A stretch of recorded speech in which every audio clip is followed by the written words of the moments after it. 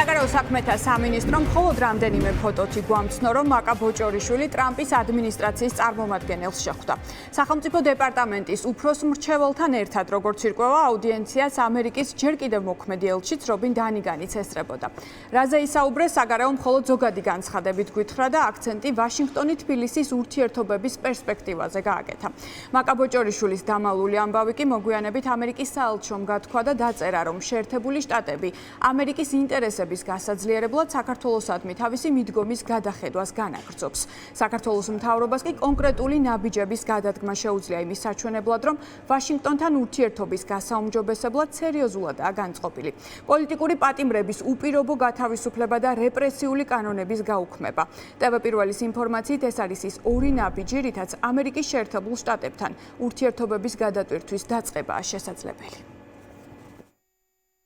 ეს ყინული გალღვა შეგვიძლია ესე ვთქვათ და შესაბამისად რა თქმა უნდა ვარ ძალიან ოპტიმისტურად განწყობილები. როცა ამერიკელები ამბობენ რომ ჩვენ კაფეოდ თქვით რა უნდა გაკეთდეს.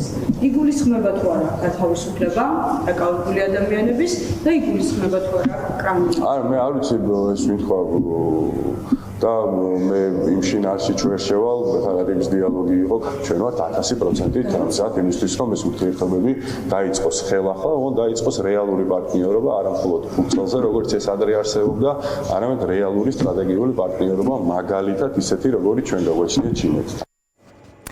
ოცნების რიგითებმა სავარაუდოდ არც იციან, რომ ოცნება შტატებს საკუთარ თამაშის წესებს თავაზობს და პირობებს უყენებს. TV1-ისთვის ცნობილი ხდება, რომ ოცნებისთვის მთავარი საზრუნავი ბიძინა ივანიშვილისთვის დაწესებული სანქციების მოხსნაა და ახლა შტატებთან ამ მოთხოვნით ვაჭრობს.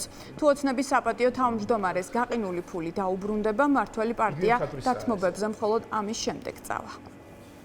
ყველას ძალიან კარგად ესმის თუ ის უნდა ხდებოდეს საგარეო საქმეთა მინისტრი რა დონესთან უნდა იყოს საგარეო საქმეთა მინისტრის წარმოადგენელი, მაგრამ იმის გათვალისწინებთ რომ მათ სხვა გზა აღარ აქვთ, მათ სხვასთან მისასვლელი აღარ აქვთ. ისინი თქო თან ხვდებიან რომ საგარეო საქმეთა მინისტრი, ეგრეთ წოდებული საგარეო საქმეთა მინისტრი შეახვედრონ მისთვის სრულიად შეუსაბამო დაბალი დონის დიპლომატს, სახელმწიფო მოხელეს, რაც კიდევ ერთხელ ცხადყოფს თუ რა მძიმე მდგომარეობაში მყოფება ქართული ოცნება, პოლიტიკოსების გათავისუფლება, ეს არის პოლიტიკოსების გათავისუფლება, ეს არის დარწმუნებული ვარ ხელახალი საპარლამენტო არჩევნების გამჭრელი და სამართლიანი ფორმით ჩატარება.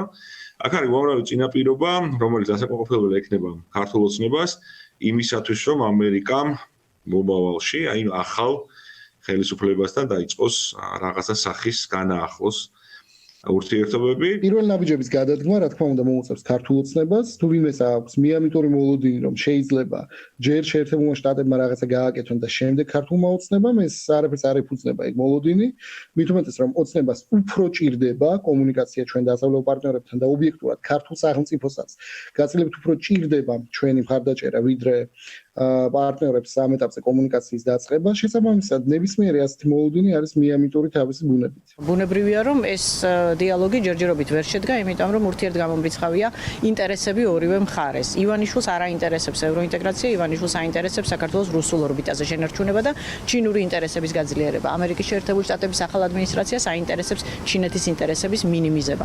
ამიტომ ამ ეტაპისთვის არ იკვეთება, რომ რაიმე რესურსი არსებობს. ამერიკელ სახელმწიფო მოხელესთან აუდიენციის შემდეგ დღეს ოცნება შტატებიდან განცხადებების ახალი ტალღა დაეწია.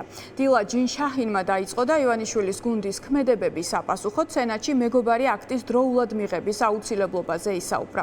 გავლენიანი სენატორის ამ მოწოდებას ასევე მოწოდება მოჰყვა ამჯერად უკვე ჰელსინკის კომისიიდან.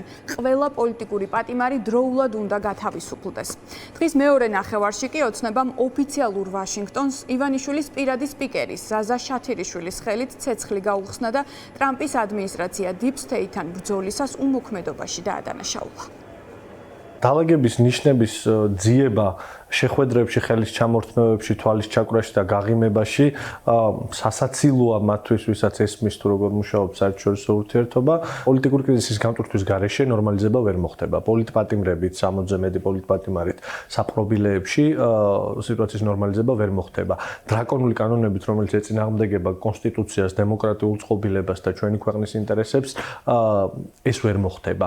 ეს ვერ მოხდება ხელების გადაგრეხვა კითხვით, ძალადობით, პოლიციური რეჟიმის დამყარებით. Ერთადერთი გზა გადის აი ამ ყველაფერზე. და ამ ყველაფრის ერთ-ერთი საწინდარი არსებობს პოლიტიკური კრიზისი განვითარდება ახალი საპარლამენტო არჩევნებით. სტრატეგიული პარტნიორობა არ გულისხმობს ყველაფრის დათმობას ამერიკის მხრიდან, სწორედ ამიტომ დაინიცირდა მეგობარი აქტი, სწორედ ამიტომ გადათანხმდა კონგრესის უმრავლესობა და სწორედ ამიტომ მოხდება ის, რომ სენატშიც მიღებული იქნება მეგობარი აქტი. ტრამპის ადმინისტრაციისთვის მნიშვნელოვანი არის და რაც გააჟღერეს ბევრჯერ ქართული ოცნება დაუბრუნეს დემოკრატიულ გზას და მხოლოდ ამის შემდეგ გადაიხედოს ურთიერთობები ამერიკასთან. ამიტომ ივანიშვილს არ უნდა ჰქონდეს იმის ამბიცია, რომ ტრამპის ადმინისტრაციასთან დაალაგდება ურთიერთობები თუ იგივე გზას გააგრძელებს. სახელმწიფო დეპარტამენტის სათქმელის გადაცემას ივანიშვილისთვის ჯერ ამერიკის ელჩი ცდილობდა. შეხვედრაზე უარის შემდეგ ტრამპის ადმინისტრაციის გზავნილები საქართველოში ამჯერად სენატორმა სტივ დეინსმა ჩამოიტანა და ირაკლი კობახიძეს შეხვდა. პირობები კი ამ დრომდე შეუსრულებელია. წარუმატებელი მოლაპარაკებების რამდენიმე რაუნდის შემდეგ კი ამერიკის სენატში მეგობარი აქტის მიღება შესაძლოა კიდევ უფრო დაჩქარდეს.